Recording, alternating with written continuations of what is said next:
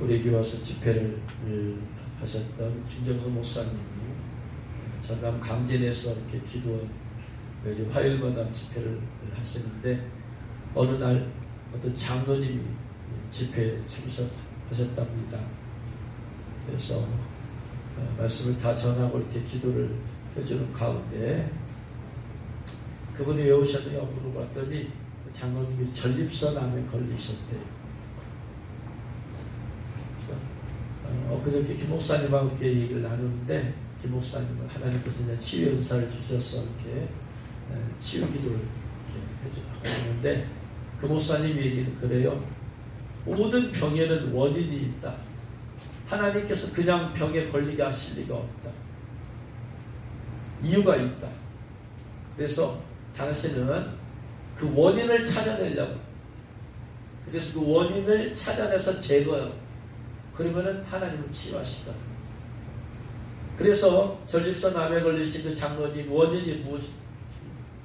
장로님 정도 되었으면 교회의 본이 되어지고 모든 삶에도 본이 되어지고 건강에도 본이 되어야지 할 텐데 장로님이 암에 걸릴 정도면 뭐가 문제가 있다는 얘기 아니겠습니까? 그랬더니 주님께서 깨닫게 해주시더래요. 그래가지고 그 장로님한테 장로님 제가 따로 좀 기도를 좀 해드릴 게 있으니까 집회 끝나고 나서 저를 좀 보고 가시라고. 그리고 해서 이제 집회 끝나고 나서 장로님하고 1대1로 얘기할 때 장로님 어떻게 장로님이 되셔가지고 아직도 술과 담배를 하고 있습니까? 세상에 그 장로님은 아직도 장로인데도 술과 담배를 하고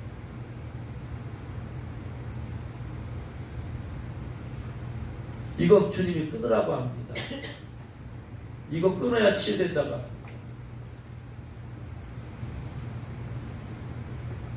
장로님이 술과 담배를 한다는 것은 단순히 술과 담배를 하고 있다는 얘기가 아니에요.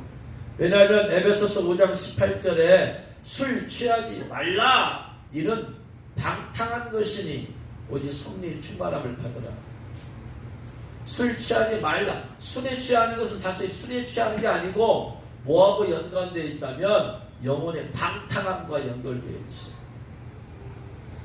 이는 방탕한 것이니 이 말은 굿뉴스 바이블 영어 성경에 보면 It will ruin you. It will ruin you. ruin은 파괴야. 그 술은 당신을 파괴시킬 겁니다. 당신의 방탕한 삶이 당신의 몸을 파괴시켜서 전립선암이 왔어.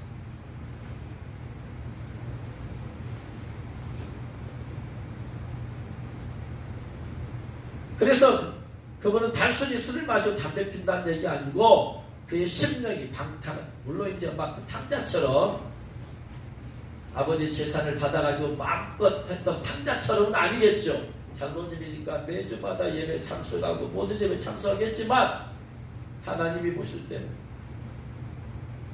장로의 수준에 봤을 때는 방탕. 그 얘기를 듣고 돌아간 장로님이 한동안 안 보이시더랍니다.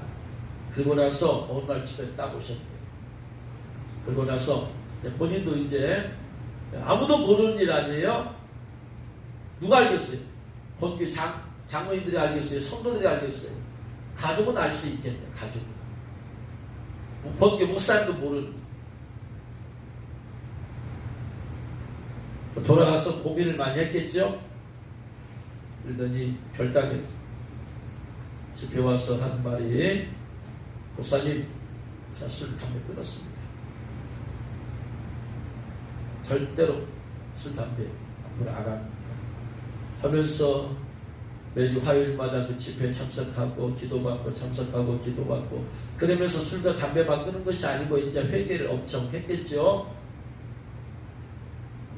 단순히 술, 담배 문제가 아니고 그와 연관된 방탕한 마음과 생각과 삶들이 많이 있을 거 아니에요. 하나씩 회개하면서 그때마다 계속해서 조금씩 회개하면 할수록 치유가 되어지고 회개하면 할수록 치유가 되어지고 회개하면 할수록 치유가 되어지고 할렐루야. 그러더니 그분 다 전립선.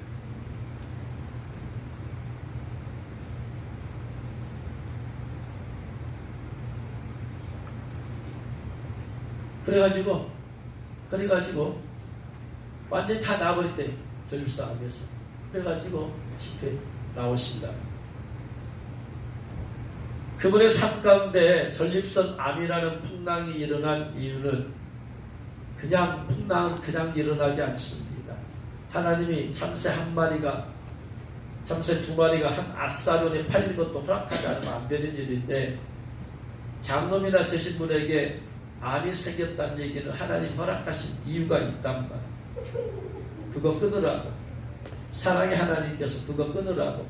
그 상태에서 전립선 암에 걸려서 돌아가시면 어떻게 되겠어요? 성 밖에 가서 바깥 어두운 데서 매를 맞으며 슬피 울며 이를 가게 되어 있어요. 모르죠. 천국이나 갈는지 모르지. 또 지옥 갔을 수도 있죠. 정말로 그분이 신앙이 없습니다. 신앙이 있으면 장로가 술, 담배 할 수가 없죠.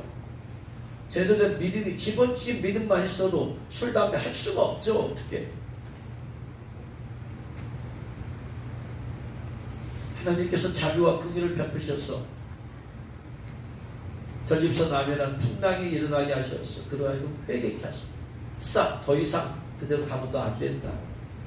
술과 담배로 계속해서 너 가면 너 지옥 갈 수도 있어. 지옥이 만약에 안 가게 된다면 성 밖에서 슬픔을 일가게 됩니다. 스탑! 브레이크를 거십니다. 우리의 삶 가운데 풍랑이 일어나는 이유는 우연히가 아닙니다. 하나님께서 일어나게 하신 것이고, 하나님께서 일어나게 하신 것에는 이유가 있습니다. 오늘 본문 말씀에 보면 요나가 다시스로 가는 배를 타고 가는 도중에 큰 폭풍이라는 풍랑을 만나게 되었어요.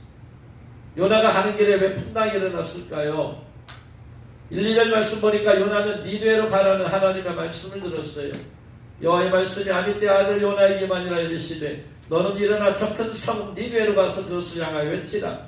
아수르의 수도인 니느웨 가서 외쳐라. 회개하라고 외쳐라. 회개하라고 외쳐라. 저들이 악독이 내 앞에 상달되었어요. 상달되었기 때문에 하나님은 결정을 하셔야 되죠. 상달되기 전에는 지켜보시지만 이미 상달되었으면 이제 결정을 해야 돼요. 뭔가를 실행을 하셔야만 돼요. 액션을 옮기셔야만 돼요. 하나님의 거룩하신 공의로운 성품으로 심판을 하시던가 아니면 자비와 긍휼의 마음으로 저들을 회개시키던가. 그러나 하나님은 사유하심을 즐기시며 할렐루야 용서의 하나님이시며 그래서 요나에게 가서 외쳐라. 저들이 악독이 내 앞에 상달되었다고 외쳐라. 가서 회개만이 살길이라 가서 외쳐라.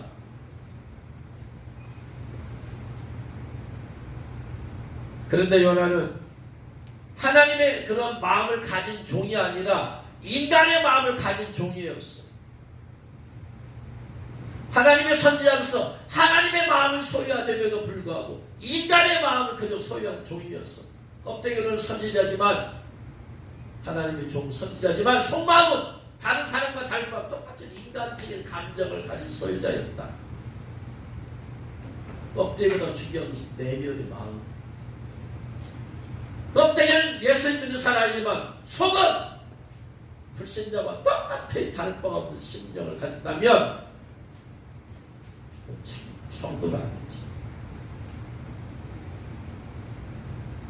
아수르는 이스라엘 핍박하고 공격하고 침략한 일본과도 같은 나라라고 했습니다. 인간들 좋은 마음을 가질 수가 없죠. 자기를 핍박하고 힘들림하고 침략한 그 아수르를 누가 좋아하겠어요? 당연히 미워하죠. 당연히 멸망받기를 원하죠. 이게 인간의 마음이에요. 하나님의 마음은 그럼에도 불구하고 불쌍히 여기시는 거예요. 그럼에도 불구하고 긍휼히 여기시는 거예요. 사도 바울은 하나님의 일을 하려면 하나님의 마음을, 그리스도의 마음을 소유해야 한다고 말하고 있어요. 고린도전서 2장 16절에 누가 주의 마음을 알아서 주를 가르치겠느냐? 그러나 우리가 그리스도의 마음을 가졌노라. 하나님의 사람들은 그리스도의 마음을 가져야 돼. 하나님이 어떻게 저 사람들을 보는가? 그 마음을 소유해야 될 줄로 믿습니다. 참 성도는 그리스도의 마음을 소유해야 돼. 그런데 인간적인 마음, 육적인 마음을 가진 어린아이 성도들이 너무나 많다. 성경은 말해. 고린도서 3장 1절 이하에 형제들아 내가 신령한 자들을 대한 것 같이 너에게 말할 수 없어서 육신에 속한 자 곧 그리스도 안에서 어린아이들을 대한 것 같이 하노라. 어린아이들의 감정은 수시로 바뀌고 이랬다 저랬다 이랬다 저랬다 이랬다 저랬다. 그런 것처럼 그리스도 안에서 어린아이 성도는 수시로 마음이 바뀌고 이랬다 저랬다 이랬다 저랬다. 은혜 받았다는 기뻐하고 즐거웠다. 은혜가 사라지면 또 그냥 인간의 마음 돌아갔다 분노했다. 너희가 아직도 육신에 속한 자라도 너희 가운데 시기와 분쟁이 있으니 어찌 육신에 속한 사람을 따라 행하려 함이 아니다. 시기와 분쟁이 아직도 니들 마음에 있냐? 인간으로 누구나 다 있지만 성도로서는 이 마음이 있으면 안 돼. 시기와 분쟁은 없어져 버리고 그리스도의 마음, 영혼을 향한 그리스도의 심장을 가지고 있어야 된다. 성도들은. 고린도교회 성도들한테 한 말이에요. 성도들이 가져야 될 마음은 시기와 분쟁과 질투가 아니다. 분노가 아니다. 그리스도의 마음을 가져야 돼.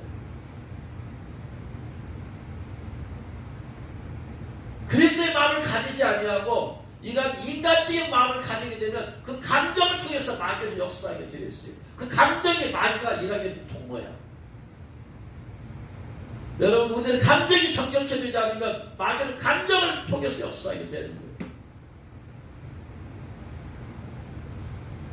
유나에게는 그리스도의 마음, 하나님 마음, 저들을 용서하고 싶은 하나님 마음으로 이제 자비하고 긍휼히 여기는 마음이 없어요.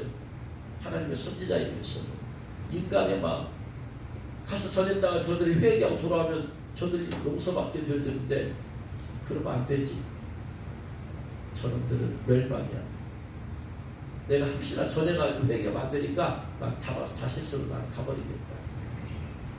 저는 멸망.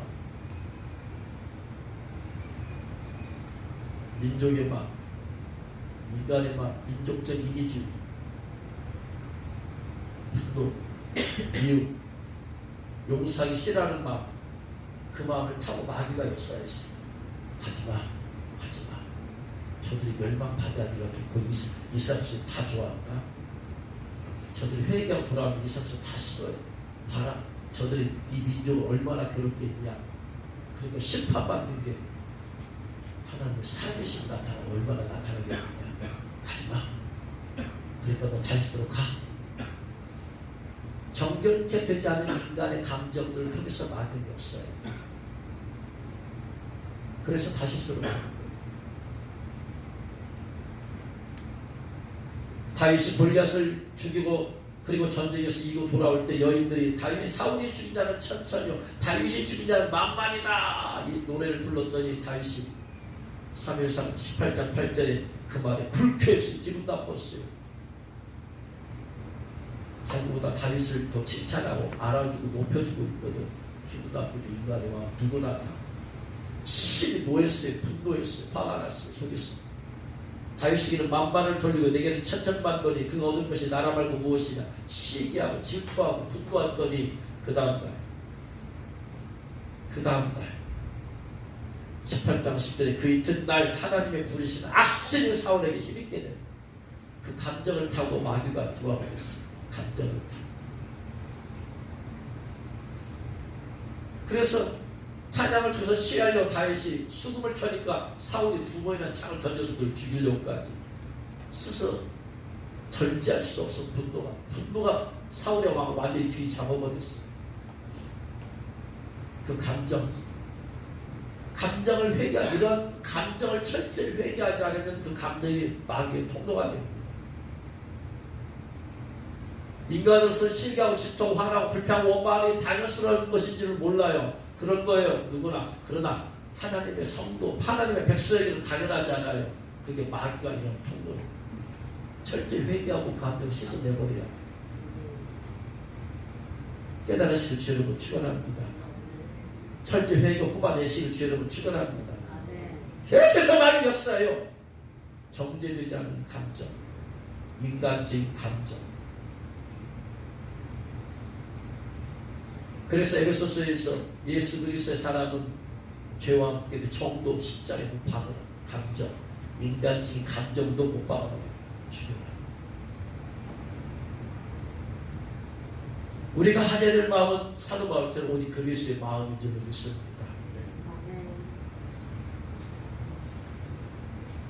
그래서 우리는 청결한 마음 주시옵소서. 오 주님, 청결한 마음을 주시옵소서. 오 주님, 정직한 영을 새롭게 하옵소서. 그래서 나를 주님 앞에 멀리하지 마옵시고 주님의 성령을 거두지 마옵소서. 청결한 마음을 갖지 못하고 이러한 마음, 분노와 불평과 원망과 시기와 질투와 이런 마음 가지면 주님 앞에서 떠나는 마귀가 떠나게, 사울왕을 그렇게 만들지 않아요. 하나님 앞에서 떠나게 만들어, 하나님의 성리 떠나게 만들어.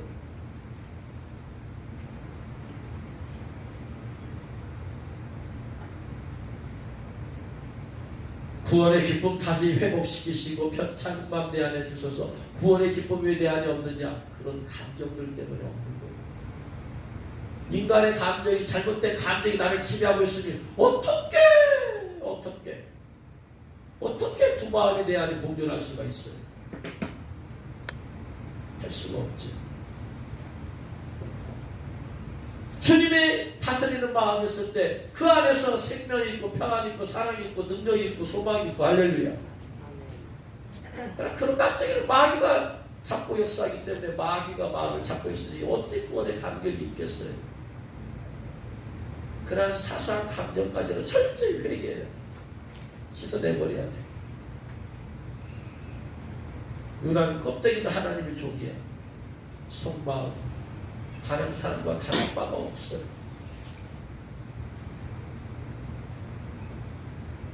며칠 전에 제가 운동하러 갔는데, 탁구장에 운동하러 갔는데 오랜만에 본 목사님 하고 운동하러 갔어요. 같이 운동하고 났을 때 저는 다른 분하고 하고 그분은 이제 몇몇이 앉아가지고 얘기하고 있어. 그래서 얘기를 막 이런저런 세부적인 얘기를, 세부적인 얘기 막 이런저런 얘기하다가 근데 그 중에 한 명이 세무서 돌아간 정도 퇴직원분이 한 분이 있어요. 그러니까 자기가 잘하니까 이런저런 얘기 어드바이스 막 할 거 아니에요? 선언갑도 하면 나중에는 막 얼굴을 붉히면서 막 목사님이 말을 막 싸우고 말을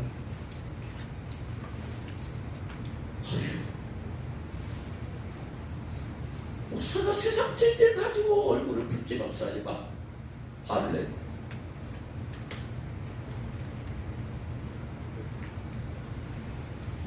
껍데기 목사님과 속은 세상 사람 다른 바 없고 똑같은 그런 분노, 다툼. 제가 창피해가지고 차라리 지고 말지. 이겨서 뭐 한다고. 당신 나이가 더 많으니까 소리쳐서 하면은 나이가 적은 사람이 뭐라고 하겠어요. 이기는 거예요. 하나님의 영광 땅에 떨어뜨려. 하나님의 영광을 세우기는 어려운데요. 땅에 떨어집니다.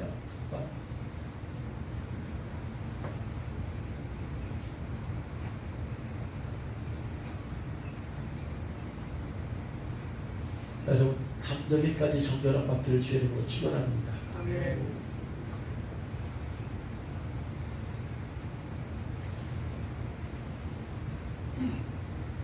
자, 하나님께서 보실 때에 요나가 하나님의 종이요 분명히 반드시 가서 전언하고 있는데 요나는 그 감정이 정결케 되지 않아가지고 인간적인 감정을 가지고 하려다 보니까 안 되지요.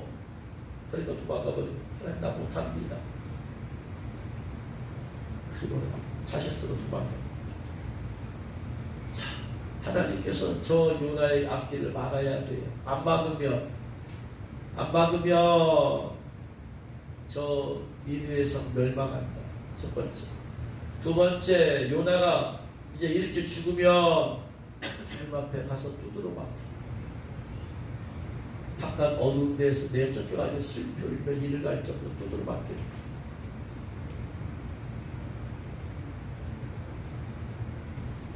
그러면 하나님께서는 이들을 살리시는 방법이 뭐냐?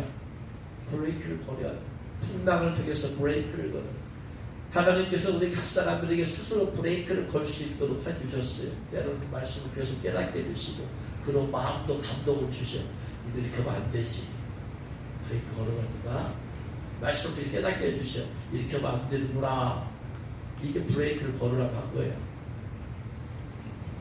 근데 그는 감정에 사로잡혀가지고 이 브레이크를 못 걸어. 머리는 알 거예요. 가야 된다는 거. 생각으로 내가 이런 마음 가지면 안 된다는 걸 알고 있는 거야.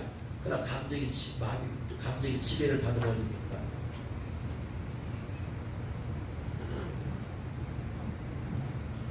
그래서 하나님께서는 풍랑이라는 걸 보내가서 브레이크를 걸어서 멈춰라. 스탑, 멈춰.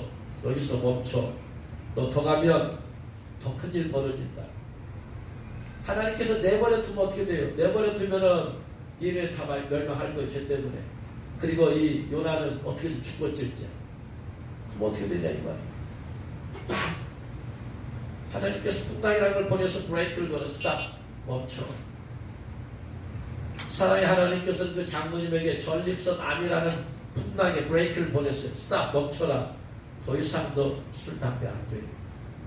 너 수십 년 동안 예수 믿으면서도 술과 담배 했잖아. 더 이상 안 돼.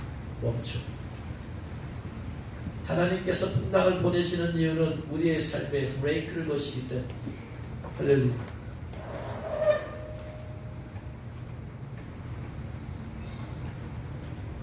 사도 바울이 아시아 가서 복음을 증거하려고 할 때 하나님께서 브레이크를 걸어버리시. 안 돼. 너 아시아 가면 안 돼. 네가 가서 살고 그것도 아니다. 비두냐를 하려고 했더니 또 브레이크를 거세요. 안 돼. 하지마. 그쪽 아니야.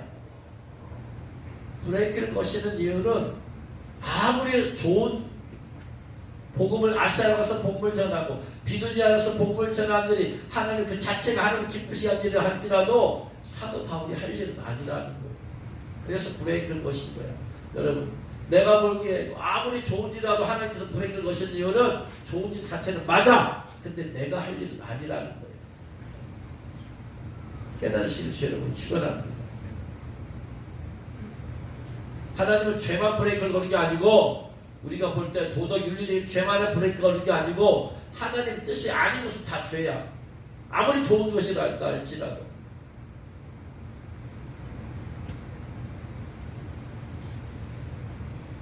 선과 악의 개념을 도덕 윤리적인 것이냐 아니냐로 따지면 안 된다 이 말이야. 신앙인들은 하나님의 뜻이면 선이야. 하나님 뜻이 아닌 것은 아무리 좋게 본 것도 죄야. 나중에 회개하게 되었죠. 왜냐? 그러고 나서 사도 바울이 막혀서 어떻게 할까 기도하는데 마케도냐 사람이 손짓하잖아요. 우리 와서 우리에게 본물 전해달라고. 그래가지고 빌립보 집에 가고 루디아를 만나고 거기서 빌립보 교회가 세워지고 감옥에 들어가게 되고 한수의 가족이 다 예수 믿고 구원받게 되잖아요. 만약 브레이크를 안 가면 그는 아시아로 갈 거예요. 아시아로 가면 아시아로 가서 일할 사람과 겹치게 되었죠. 빌립보를 가야 될 사람은 없어져 버려요.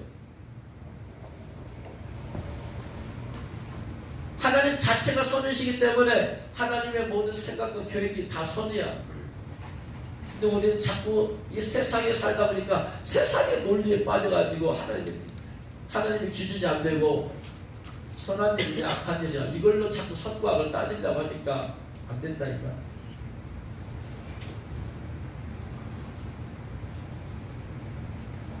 며칠 전 어떤 전도사님이 상담 신청해서 상담을 하는데 목사님 제가 몇 년 전에요 이런 땅을 사가지고 제가 앞으로 이런 일을 좀 하려고 딱 상고했어요.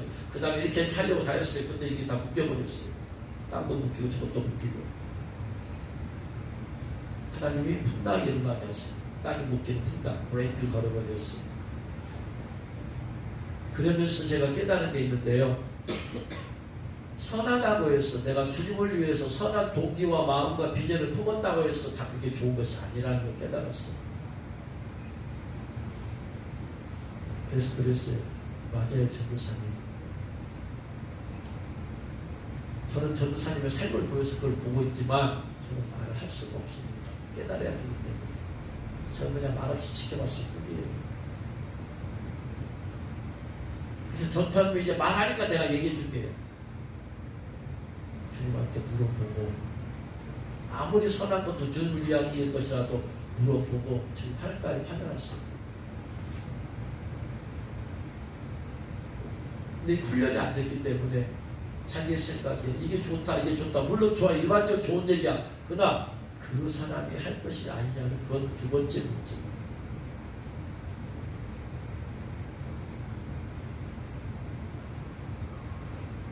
어떤 청년자매가 헌신했어요. 이제 좋은 직장 내려놓고 이제 간사로 헌신해서 있다가 준비해서 나가려고 해요. 근데 아버님이 목사님인데 브레이크 걸었어요. 선교하는 거 좋다. 그런데 너 직장 네가 왜 그 발을 가려고 했느냐? 너 선교 때문에 그 직장 선교 때문에 이 학과를 선택했잖아. 그 살려서 하면 선교 얼마나 더 잘할 수 있어. 그러니까 나도 그거 살려서 해라. 이 자매는 하나님 제가 직장하고 나서 졸업하고 나면 2년만 일하고 직장에서 2년만 일하고 제가 헌신해서 이제 전적으로 헌신해서 살게요라고 이렇게 기도했대요. 마음을 먹었대요. 근데 벌써 3년이 되었대요. 내려놓고 이제 직장 퇴직하고 나면 전적 하나님만 하겠다. 아버지는 안 돼. 브레이크를 걸어. 선교하지 말라는 얘기 아니다. 해라. 지금 살려라. 그거 살리면 얼마나 더 일을 잘할 수 있지 않느냐. 저는 이제 그런 갈등이 있는 줄 모르고 이 자매가 좋은 비전이 있다고 해서 저는 내 방 모르니까 격려만 해줬어요. 어느 날 그 아버님이 전화가 왔어요. 이리저리 해서 이런 문제가 있어서 왜다 목사님 우리 딸아이가 이 교회 가서 자주 기도도 하고 한다니까요. 제가 그래서 말씀을 드리고 듣고 보니까 아버님 말씀도 일리도 있어요. 알겠습니다. 제가 같이 얘기해 보겠습니다. 하고 나서 며칠 전에 얘기했어요. 아버님한테 전화 왔었다. 아버지가 목사님도 몰랐는데 이리저리 했다. 그랬더니 집에만 가면 아버지하고 그 문제로 갈등 때문에 힘들어 죽겠대요.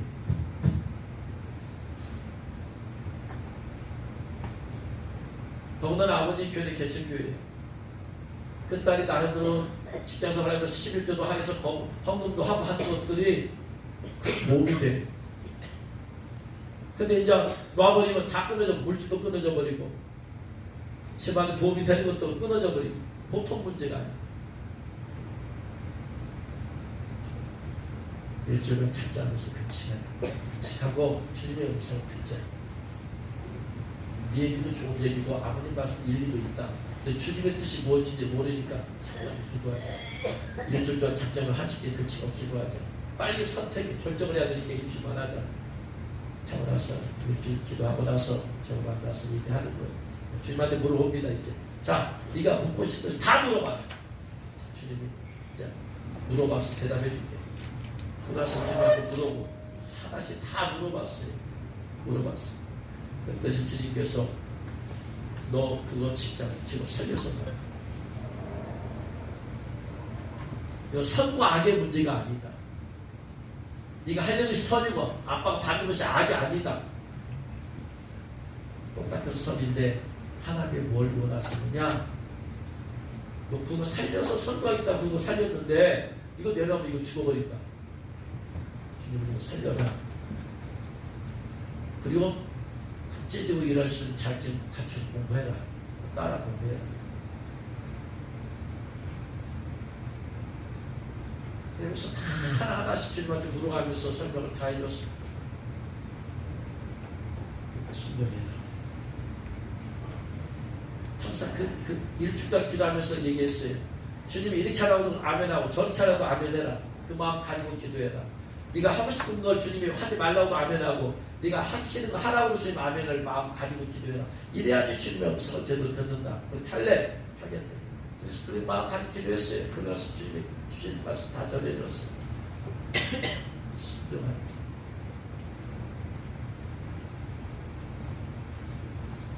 그가 선한 일이야. 지금 주님을 위해 사는 거야. 그럼에도 불구하고 브레이크를 건 것은 그것이 주님의 뜻이 아니기 때문에 멈춰라. 사도 바울이 하시려고 하는 것이 멈추라는 것은 선거하지 말라는 얘기 아니야. 전도하지 말라는 얘기 아니야. 지옥의 문제지.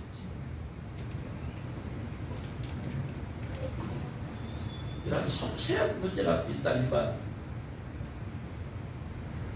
어느 여청년이 결혼 때가 되었어. 이제 믿음의 사람을 만나려고 이렇게 해서 이 사람도 만나고 저 사람도 만나고 이렇게 때로는 마음에 안 드는 사람도 만나고 마음에 드는 사람도 있는데 좀 남짓자가 이 사람들을 만나다가 어느 날 어떤 그 몇 번 만난 청년이 그 청년이 그래도 좀 믿음이 좀 있게 보여요. 마음대로 기도도 받으려고 하고 마음대로 하나님 말씀 따라 살려고 하고 여기까지 만나고 청년하고 좀 다른 그래서 좀 어떻게 다리도 맞춰보려고 이렇게 막 하는데 딱 하고 이별 통보가 왔고 근데 사실은 이별 통보가 왔는데 자기가 이렇게 만나보면서 안 맞아. 사실은 안 맞는데 그 믿음 하나 어떻게든 말씀대로 살려 그거 하나 보고 자기가 막 엄청 맞춰보려고 노력을 했대. 안 맞. 옷이 있는데 쫙 안 맞는 옷이야. 근데 어떻게든 한번 입어보려고 막 단도 집어넣고 딱또 집어넣고 아무튼 집어넣은 거야. 안 맞는 옷이야. 그냥 옷이 좀 편안해야 되는데 안 맞는 옷을 입어보려고 하는 거야. 그러다가 이 옷도 막 찢어지게 생겼고 그리고 옷도 힘들 거 아니에요. 그 형태도 안 맞는.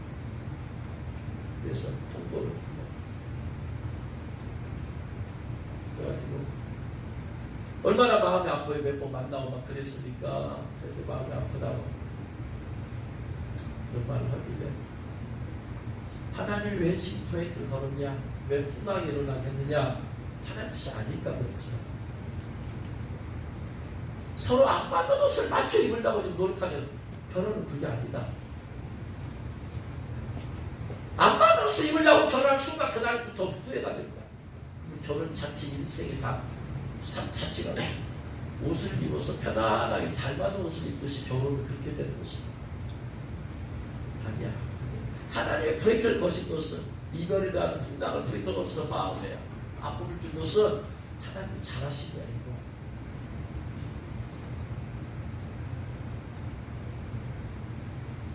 그렇습니다. 하나님께서 풍랑을 거신 것은 브레이크를 거신 것은 안 맞기 때문에 그래요. 안 맞기 때문에. 사람이 풍랑을 만나면 그 사람의 신을 알게 돼요. 그 사람이 그가 누가 진짜 신으로 믿는가 알게 되어져요. 5절 말씀 보니까 사공들이 두려워하여 풍랑이고 막 배가 깨지려고 하고 뒤집혀져 죽으려고 하니까 이런 위기 가운데 각각 자기의 신을 진짜 신은 평상시에는 다 똑같이 다 믿는 것 같아. 그런데 위기로 가야지 진짜 누구를 믿고 있는가 알게 된다. 평상시에 자기 신 부를 일이 없어요. 근데 이제 배가 깨지고 이제 부서지고 죽을 지경 되니까 바리요, 아세나요, 바다의 신 포세돈이야, 포세이돈이야 막 부르는 거예요. 우리의 삶 가운데 풍랑이라는 위기에 도달했을 때 그 문제를 해결하기 위해서 우리도 갑자기 신을 부르는 거예요.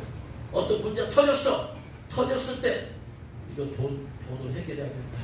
어떻게 이 돈 해결해야 돼? 돈으로 해결해야 되지. 그 사람은 진짜 신은 지금 돈이야. 예수님 믿고 있는 성도들도 문제 터지면 돈으로 해결하고 사람은 지금 돈을 믿고 있는 거야. 만몬 신을 섬기고 있는 거야. 제일 먼저 돈 생각하라. 이 문제 해결하려고 하니까 누구한테 찾아가면 되지? 누구한테 찾아가면 되지? 이건 지금 사람을 신으로 믿고 있는 거예요. 이거 아버지한테 얘기해서 해결할까? 엄마한테 얘기해서 해결할까? 이거 내가 아는 선배? 후배?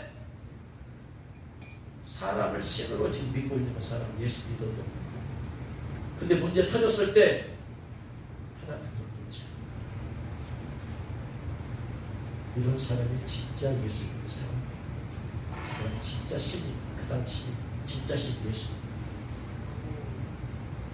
풍랑이 터져봐야 그가 진짜 믿고 있는 것이 무엇인가 알게 된다 이 말. 그래서 이사야 31장 1절 이하에 도움을 구하러 애국으로 내려가는 자는 화 있을진저. 바벨론이 침략을 했어요. 바벨론이 침략했을 때 도움이 필요하잖아. 지금 도움이 필요한 상황에서 이 나라에 바벨론에게 대적할 수 있는 나라는 애국밖에 없다. 애국의 사세를 보내어서 애국의 도움을 청해서 내려가. 이스라엘에서 이 얘기는 하나님 안 믿는다는 얘기야. 애국을 믿는다는 거예요. 그래서 하나님께서 저주를 내리시는 거예요. 니들이 껍데기로는 여호와 하나님 믿다고 하지만 사실은 니들은 지금 애국을 신으로 믿고 있는 거다. 애국으로 그래서 내려가는 화 있을진저 그들은 말을 의지하며 병거의 많음과 마병의 신이 강함을 의지하고 하나님을 의지하지 않는다. 이스라엘의 거룩하신 일을 악무하지 아니하며 여호와를 구하지 아니하니 여호와께서 지혜로운 재앙을 내리실 것이다.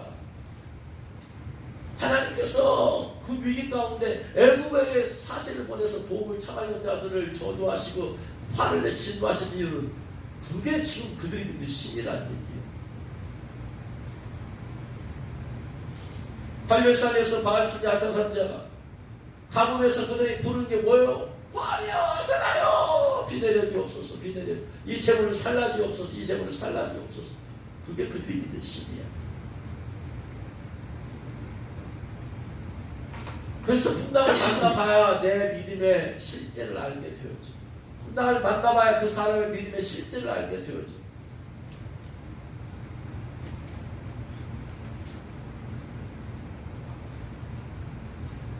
며칠 전에 안타깝게도 지진이 수천 명이 죽었어요. 여진은 계속되고 얼마나 더 죽을지 알지 못하고 지진이라는 국가적인 풍랑을 주셨어요. 개인적인 풍랑도 있죠. 어떤 것은 가족적인 풍랑도 있어요. 가족 전체가 어려움을 당하고 어떤 때는 지진이라고 하는 국가적인 풍랑을 주신 하나님. 우리는 이런 지진을 보면서 어떻게 이 지진을 해석을 해야 되고 어떤 마음을 가져야만 될까요? 왜 하나님께서 지진이라는 한 명을 구원하기가 얼마나 어려운데 지진 하나면 수천 명이 그냥 한국을 죽어버리는 이런 가슴 아픈 일을 왜? 여러분 그 다음에 선교사는 한 명을 구원하기 위해서 몇 년을 힘쓰고 몇 달을 힘쓰고 기도하고 했었는데 죽어서 지옥 가는 것은 수천 명이 한꺼번에 그냥 순식간에. 왜 하나님은 이런 가슴 아픈 일을 허락하십니까? 도대체. 그런 걸 보면서 우리가 어떤 마음을 가져야 됩니까? 마태복음 24장 7절 말씀에 이렇게 되어 있어요. 민족이 민족을, 나라가 나라를 대적하여 일어나겠고 곳곳에 기근과 지진이 있으리니 이 모든 것이 재난의 시작입니다. 우리는 말씀을 통해서 세상을 보는 그런 눈을 가져야 돼요. 할렐루야. 말씀을 통해서 봐야 돼. 모든 것을. 민족이 민족을 대적한다. 이것이 러시아와 우크라이나가 동일한 민족이죠. 민족이 민족을 대적한다. 이것이 재난의 시작이다. 재난이 시작되는 것을 시사의 표적이 뭐냐? 민족이 민족을 싸. 러시아와 우크라이나 전쟁이 재난이 시작되었어 알고 있다 이 말. 그러면은 또 북한과 남한이 동족이잖아요. 또 북한과 남한도 전쟁하게 되어 있다. 그것이 재난. 그러면서 기근과 지진이 있으리니 기근과 지진이 있으리니 지진이 재난의 시작이다. 지진을 보면서 이 말씀이 떠올라야 돼. 이 말씀을 통해서 봐야 돼. 이게 올바른 성도들의 관점입니다. 몇 명 죽었고 몇 명이 그냥 사상당하고 부상당하고 안타까우니만 그거 보면 안 돼. 제대로 못 보는 거야 지금. 말씀을 통해서 봐야 된다. 이 지진이 재난의 시작이다 그랬어요. 재난의 시작이네. 무슨 말이냐면 이 지진이라는 헬라어 원어가 오딘이야. 오딘. 이 오딘이라는 단어가 신약 성경에 딱 4번밖에 안 나오는 단어예요. 그 중에 한 군데가 어디서 나오는 거냐? 데살로니가전서 5장 1절 3절에 나와요. 살전 5장 1절로 3절.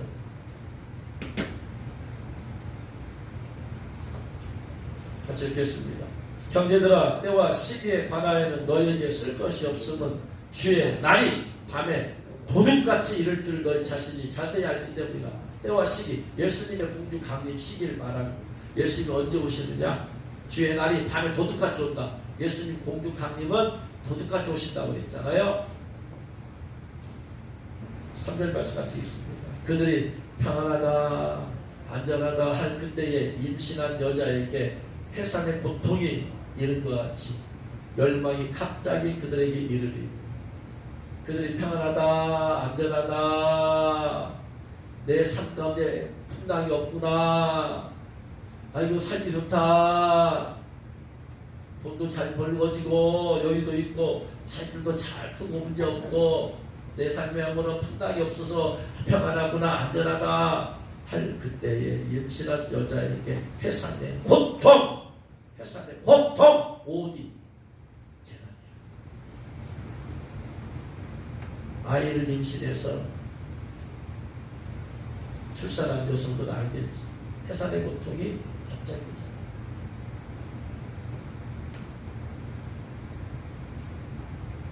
재난의 시작이다. 해산의 고통이 다 똑같은 온인이야. 그 온인이라는 단어를 어디가 썼느냐면은 예수님의 오심이라는 단어에다가 썼다 이 말이야. 예수님이 도둑같이 오신다. 해산의 고통이 여자에게 재난이 임하듯이 오는 것처럼 갑자기 지진이 일어나서 수천 명이 죽듯이 그전에는 그들은 평안하다 안전하다. 우리 땅에 무슨 지진이 있어. 전혀 눈치채지 못하고 알지 못하는데 갑자기 지진이 와서 수많은 사람이 멸망을 당했잖아. 죽잖아요. 그런 것처럼 예수님도 그렇게 오신다.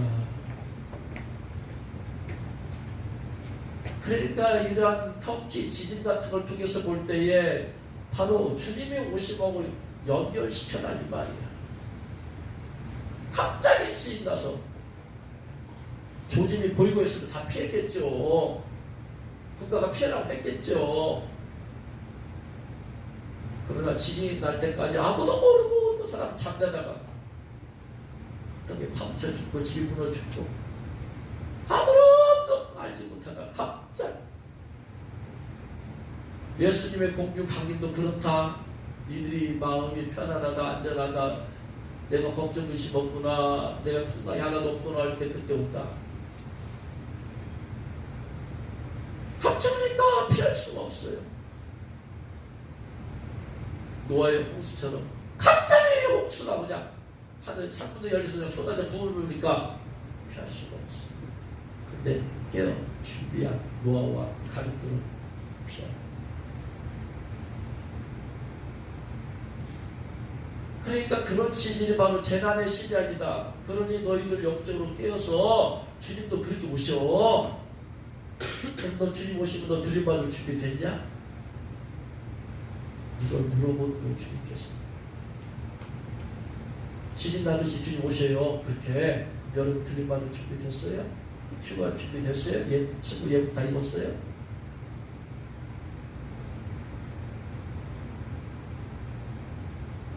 그건 준비되라. 첫 번째 메시지예요. 시대를 통해서 하나님께서 재난의 시작이다라는 얘기는 앞으로 재난이 계속된다 이 말이야. 한 번으로 끝나는 게 아니다 이 말이야. 제가 몇 번 말씀드렸잖아요. 살기 좋은 시대는 끝났다고. 앞으로 계속해서 더 큰 고난과 어려움이 옵니다. 환란이 옵니다. 시작일 뿐이라고 했잖아요.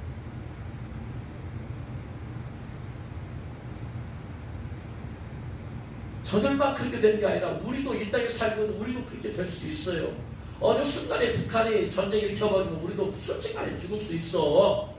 죽을 수 있는데 죽어도 괜찮아. 죽음의 문제가 아니라니까. 살고 죽음의 문제가 아니야. 천국 가냐 지옥 가냐가 문제지.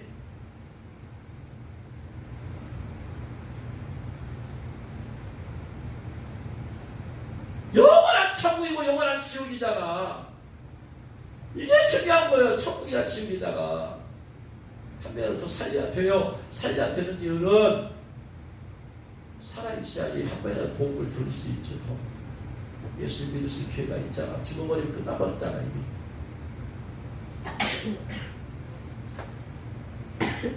그들을 구원해내고 구조해야 되는 이유는 어떻게든 복을 듣게 만들어 어떻게 그 영혼 지옥 안 가게 만들어줘야만.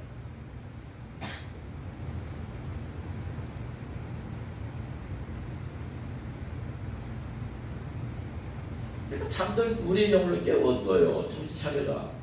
이렇게 예수 모신다. 재난이 온 것처럼 터키 지진이 온 것처럼 예수도 그렇게 오셔. 그러니까 뭐하라? 늘 깨어서 준비하고 있어. 첫 번째 메시지. 그럼 주님 그렇게 오신다면은 들림 받을 수 있냐 이 말이야. 예복 입었냐 이 말이야. 그게 첫 번째요. 언제 올지 아무도 모르니까 지금 오시는 데가 들림 받을 수 예복 준비하고 있어라. 두 번째, 저 영혼들 생명이라도 붙어 있어야지 한 번이라도 복을 거둘 수 있는 기회가 있지 않느냐. 누가 기도하지? 그래서 살리도 세 번째. 그래서 더 수많은 사람들이 먹을 것이 없고 입을 것이 없고 그러니까 할 수 있으면 돈 보내고 먹을 거 보내서 어떻게든 도와줘야지. 감동받는 사마리아 사람들처럼 고만 죽게 되었으니까 물질 보내서라도 도움을 주었어. 근데 그게 다가 아니다 이 말이야. 그것은 세상 사람도 다 해. 그러나 우리는 그걸 뛰어넘어서 영혼을 구원시켜야 되기 때문에 해야 되고, 더 나아가서 주님이 그렇게 올 수 있기 때문에 내가 깨어서 준비되어 있어야 됩니다. 할렐루야. 그러니까 이 땅에서 평안하게 살기를 구하지 말고, 내가 언제 어떻게 죽을지 몰라요. 여러분 생각해 보세요. 죽음도 축복이야. 내가 입도 안 받았고 예복도 못 입었는데 안 죽고 살아있어봐. 그럼 어떻게 돼요? 다섯 번째 나팔 불 때 삼춘 제한 맞지요. 겨울난에 넘어가봐 666표 맞지요. 그러니까 주님이 사랑하신다면 정말로 이 두 가지라도 이런 일이 있으니까 차라리 그 전에라도 주님이 천국에 부르시는 게 축복이야. 최소한 지옥은 안 가잖아. 살아있다가 666표 받아버리면 지옥 가는데, 이 땅에서 잘 사냐 못 사냐 그게 축복이 아니다. 그걸로 따지면 안 된다니까. 죽고 난 다음에 것을 생각해야 된다. 만약에 정말로 기도를 하고 있는데 주님 어떤 영혼을 위해서 가족을 기도했어요. 그런데 예수 믿는데 이는 못 받았고 예물도 못 입었는데 인도 받게 하고 예물도 입으면 얼마나 좋겠어요. 그런데 도저히 하나님 볼 때는 그거 안 돼. 그러니까 대리하는 게 축복이다 이 말이야. 성경제가 답을 어떻게 할 거야? 분명히 낫게 될 텐데 대활란도 어떻게 할 거야? 표 받게 돼 있는데 표 받으면 지옥 가는데 그래서 지옥은 안 가야 될 거 아니에요. 가장 좋은 방법은 하나님의 일을 받고 영혼을 입었으니 마지막 이인자 되어서 첫째 부활에 참여하는 것이 제일 좋은 방법입니다. 차선은 뭐냐? 그게 안 된다. 안 될 것 같다. 그러면 주님을 부르셔야지. 그래서 지옥은 안 가는, 절대로 지옥은 가지 말아요.